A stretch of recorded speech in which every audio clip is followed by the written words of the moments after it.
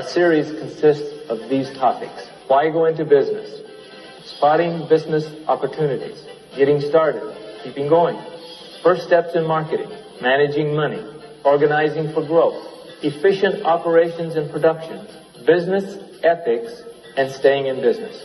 Well, hello again. My name is Dale Neal. I'm an international director for ICCC, and I'm serving as your host for this series entitled You Can Start a Business. I'm going to ask you to do something. Every time you hear the title, You Can Start a Business, I want you to say to yourself, I can start a business. Try it right now. I can start a business. Do you believe it? I did as a very young man, and now I've been in business for 33 years. I'd like to introduce at this time Mr. Lawrence Holt, who's going to be our tutor again this week. Lawrence? Hello, Dale. How are you doing? Thanks for inviting me back. Very well, thank you. Good to have you. I can start a business. I can start a business. Right. I can start a business. You got it. Last week, we were looking at how we can spot business opportunities. We encouraged you to go out and do your own market research. See if you could come up with your own business idea. This week, we're going to look at the steps we need to take to actually get started. We know that we have learned something when we have put it into practice. This is called action learning. Learning by doing. In this series, we're giving you some tasks to do each week. These tasks are to be applied to your own life situations. We believe that if you carry them out carefully, they will help you lay a good foundation for starting your own business. Now, to help you remember the message, we've created a study book, You Can Start a Business, and it's available from the local distributor of this programming. Last week, you were challenged to develop a business idea or a business concept. I'm sure you've started to see some real opportunities. There are millions of ways we can benefit people by making things for them or serving them in some new or better way. This week, you're going to be looking at steps you need to take you from the idea to the reality of the concept, from concept to completion. Now let's go find Lawrence, who is going to illustrate this concept. If we imagine the process of building a business to be like climbing a tall building from a basement right up to the penthouse, it's important to realize there are no lifts. You have to climb the stairs.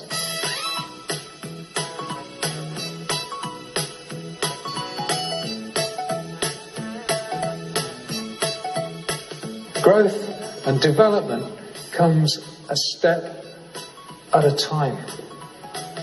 But remember, each step, once you've taken that first one, is no more difficult than the first one.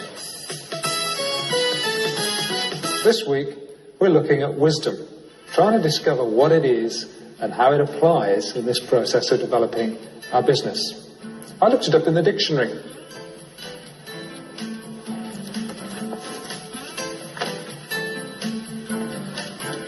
Wisdom is understanding what is true, right, or lasting. It's about making good judgment. Another definition says that wisdom is the possession of knowledge with the practical ability to apply it. We want more than knowledge in our heads. What we want to know is the practical way to use it. You've started on the road to wisdom by watching these videos and seeking to learn how others from different nations have developed their business activities. This is taking the counsel of others. We mentioned last week that we were looking for fundamental truths, things that don't change over time. And we need to remember this one. There is wisdom in many counsellors. It's time to check our plans out with many counsellors, other professional people. There might be very different types of advisors that you want to use, lawyers, bankers. But don't forget family and friends, people who know you really well, or prospective suppliers and customers. Often informal discussions with family and friends are more helpful than anything else, particularly because they know your own strengths, your own weaknesses. If you're going to see professional advisors, bankers, lawyers, accountants, they'll normally want some sort of business plan. A business plan is something which outlines why you're doing what you're doing, what your mission or your purpose is. Normally it'll have just a few lines which describe your business idea, which you might remember from last week was this coming together of your market, the products that you're making, as well as the organisational structure that holds it all together and enables you to produce what you're producing. The business plan will also involve the goals, medium and short-term goals, and how you intend to get there. We need to give special attention to the resources you need, the people, any premises, tools, machinery, and money. Let's look at a table now which will actually show you the main things that go into a typical business plan. Some of the detail of this will be explained in other sessions.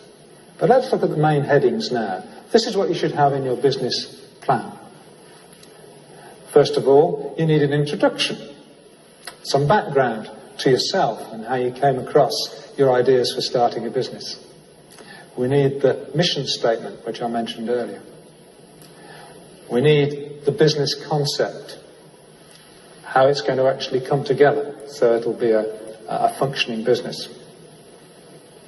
We need to have some thoughts about what sort of image or profile we're going to have. Who are the people that are going to be involved? Who are the other organisations that are going to supply you? We need also to identify any premises, factories, shops, other things we might need, offices. And we also need to include the market research that we developed in that previous programme and our strategy that's going to help us overcome any difficulties and problems that occur. And last of all, we'll need to include some thoughts on our legal structure and the financing of the company. What sort of cash flow can we expect in the early days of its development? In the summary of the business plan we've just described, we didn't use the term mission before. The company mission statement describes the purpose of the business. It also contains the idea of movement or being on a journey. Such a description gives the purpose, the reason why we're doing what we're doing. Ideally, it should be brief, simple, and energising. Just thinking of Shiran in Sri Lanka. Do you remember him when we interviewed him? He said his business was simply to make children happy through providing simple toys. Shiran, can you describe in brief business idea? We want to have a mark in the international market, making the child happy with a nice toy.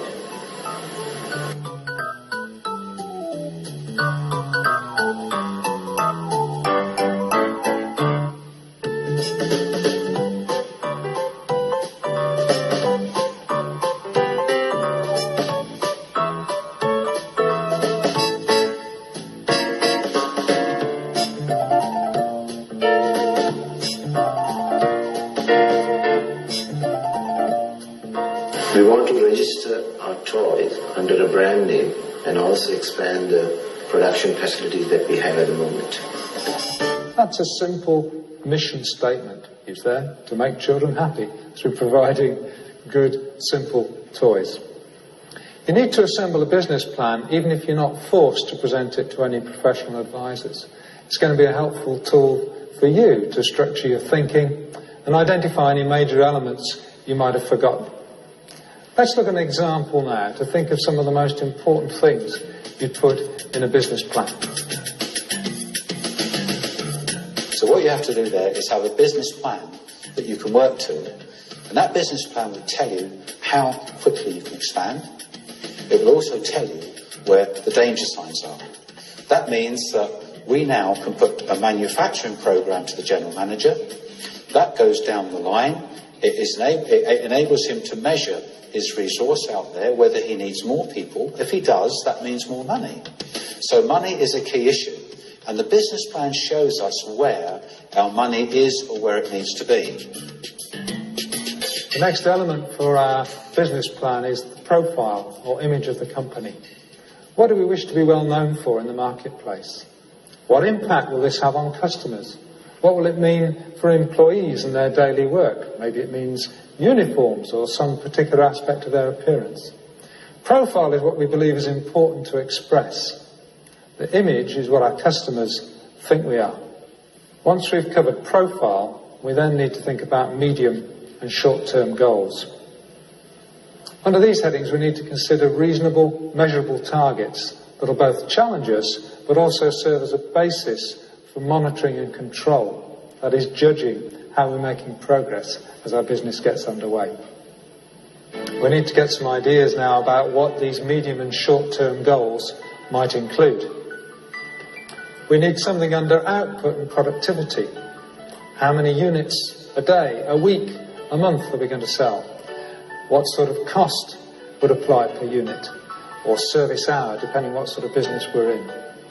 We need also some financial measures. Cost goals, revenue goals, profit targets, direct and indirect costs. We also need to think about quality. How are we going to measure quality, customer satisfaction? All of this so that we can build continuous improvement. Marketing targets are other areas you might consider under goals. How many new customers per week or per month or per year? How are you going to enter new markets in the future? So if we've been able to get down some reasonable goals in terms of medium and short-term objectives, the next thing we need to think about is a strategy. Strategy is actually a Greek term originally. It's a military term, and it has to do with defeating your enemies, overcoming problems. In terms of business, a strategy is about finding out those key things you need to plan for so you can overcome unexpected difficulties and problems. In terms of business, there are three very obvious and well-known strategies. Examples of common business strategies would be as follows. First of all, there's a low-cost strategy. This is where you go for high volume but low costs. If we think of the motor car industry, I guess you're comparing Rolls-Royce with Ford. Ford are in the low-cost business. If we think of the examples we've looked at in this series, we can think of Shiran with his toys business in Sri Lanka. His father told him many years ago to keep the costs low, keep the profit margins low, but then expect for expansion of the business because they were providing good value for money. And then over time, as the volumes increased, so would the profitability. Another type of business strategy is uniqueness. That's where you're doing low volumes at possibly high cost. In terms of the examples we've looked at in this series, Mei Mei from Hong Kong. Her service to people moving home from one nation to another is extremely unique and expensive. So uniqueness or special solutions is another type of strategy.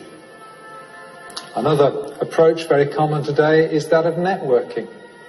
In my own business, in the management consultancy area and training, I have a network maybe of 50 other professionals that I can call upon, so that when my clients ask me to solve a problem, maybe something I'm not too familiar with, I can very quickly pull together a team that can provide a unique solution to that set of problems. So we need a strategy. We need a way of overcoming the sort of issues and problems that are going to face us. Let's go back to our example again. It's essential for this business, if it's going to succeed, to have rapid delivery and supply from its main agents. This is working on what we call just-in-time strategy. They don't want to hold very large stocks here because that would be too much capital investment and they may be slow in selling. Alternatively, they want to provide a good service to their local customers. So if for some reason their supply is held up, they need alternative sources of supply, possibly other shops like their own in other towns nearby. They wouldn't get the same margins on material they had to buy in from those sources, but it would enable them to provide a consistent service. So the important thing is we must have a strategy, a plan for overcoming those obstacles that might get in the way as we set up our business. Now, professional advisors may seem too expensive or even unnecessary for your simple business concept. If at all possible, however, try to get some experienced advice. This may not cost you anything. Bankers will often provide sound advice free of charge, especially if they feel there's a possibility you'll become a customer. Also, national and local governments often have programs designed to help people start their own business. To give you some general tips, we've talked to some professionals to get their perspective. After all, they have seen many entrepreneurs both succeed and fail.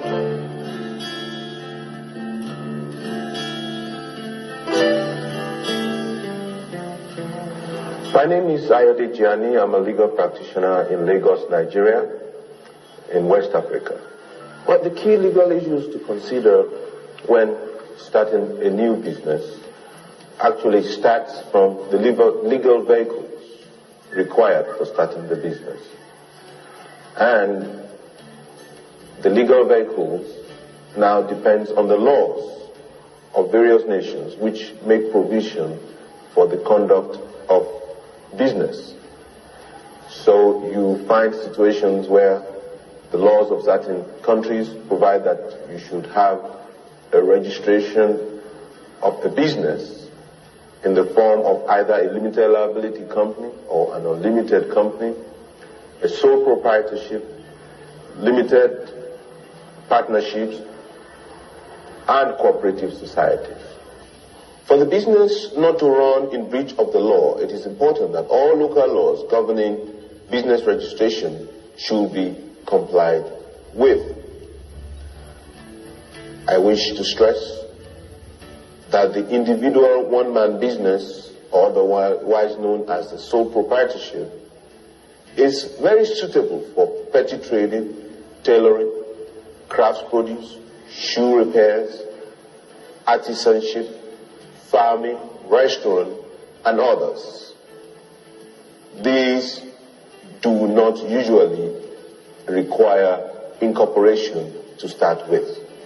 For those engaged in manufacturing and inventions, it is important that patents, trademarks, and copyrights should be registered soonest to avoid duplication. Illegal duplication. Copyright registration is also required for books and music and other published works. All registrations should be done as soon as possible in order to avoid conflicts and loss through third-party violations. Traders in import and export of goods must be familiar with the laws governing importation and export of goods. Tariffs and custom regulations must be obeyed to avoid penalties which can lead to great loss of capital. Experts should be engaged or consulted in advance to ensure that details are explained to newcomers. Now to the legal aspects of financing or funding a business. It is very common in modern day business for banks and other financial institutions to give out loans to business people at interest for the purpose of either starting up a new business or funding an ongoing business enterprise. Governments also support this by, for example, setting up special loan schemes for small-scale businesses and industries. Business people must be warned that obtaining loans for businesses have very serious legal implications, which, if not well understood, can lead to problems in future. Generally, it is advisable not to rely on loans to start up a business. The inexperience of managing the borrowed funds can lead to loss and eventually business failure or crisis. Now, when loans are given out, securities are usually required by the lenders. It is also important that business people be warned again that personal and family properties should not be used as security for business loans. Statistics show that most business loans cannot be paid back in full, thereby leading to loss of securities.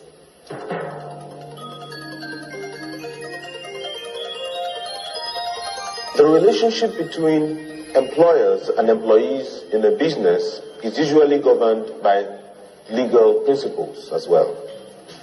The terms of employment must be carefully spelled out and followed by both parties. For example, it is important that an employee who is going to resign employment should give about 4 weeks' notice to the employers. This is to enable the employers to make alternative arrangements for a replacement so that the business will not be crippled. Vice versa, it is also important that the employer who wants to terminate the employment of an employee should give such employee about 4 weeks' notice to enable the employee look for another employment so that he will not suffer loss of wages during the period when he is seeking employment. Dismissals must be rarely carried out. When running a business, contracts and agreements are usually entered into. You have oral agreements and written agreements. In business relations, it is advisable that all contracts and agreements should be as much as possible documented and executed by all parties after careful perusal and understanding. Persons who cannot read must have the documents read to them. Lawyers should always be retained for purposes of agreement. We said at the start of the program that there is wisdom in many counsellors, and that's true. But when we're taking advice from many different sources, we need to make sure that it all lines up. Imagine you're trying to get some poles lined up. When we actually get these all following one after the other, then we know that we're getting sound counsel or wisdom. So as you go out and take advice, make sure that overall the messages you're hearing are consistent. If not, you may have to ask again as to how effective some of that counsel is that you're getting. It may just be speculative or off-the-cuff comment. By and large, as I said before, those people who can be best trusted are those that know you well and you've got some long-standing relationship with. So what we're saying is the best counsel will normally come from people who have a close relationship with you. They know you as an individual, your strengths and your weaknesses. They may even be intimately involved with your new venture. Also, don't forget some of your best counselors will be prospective customers and suppliers. They will stand to gain by your success and therefore have a vested interest in giving helpful advice. Let's summarise the main things that have come out of this week's session. The first thing we need to know is that growth is a step-by-step process. The lifts are out of order. We've got to take the stairs. Things are going to come and develop a step at a time. The second thing we need to remember is that there's wisdom in many counsellors. It's important that we take advice from as many sources as we can. And to do that effectively, you need to first prepare a business plan. Potential investors are looking for things like market research, realism in what you're planning, that effective financial control will be in place, and also the quality of staff and the experience in the people you're going to be working with. This week's action learning exercise is to get counsel from everyone you can, because you can start a business. So begin to prepare now to be with us next time as we present the next step in the process.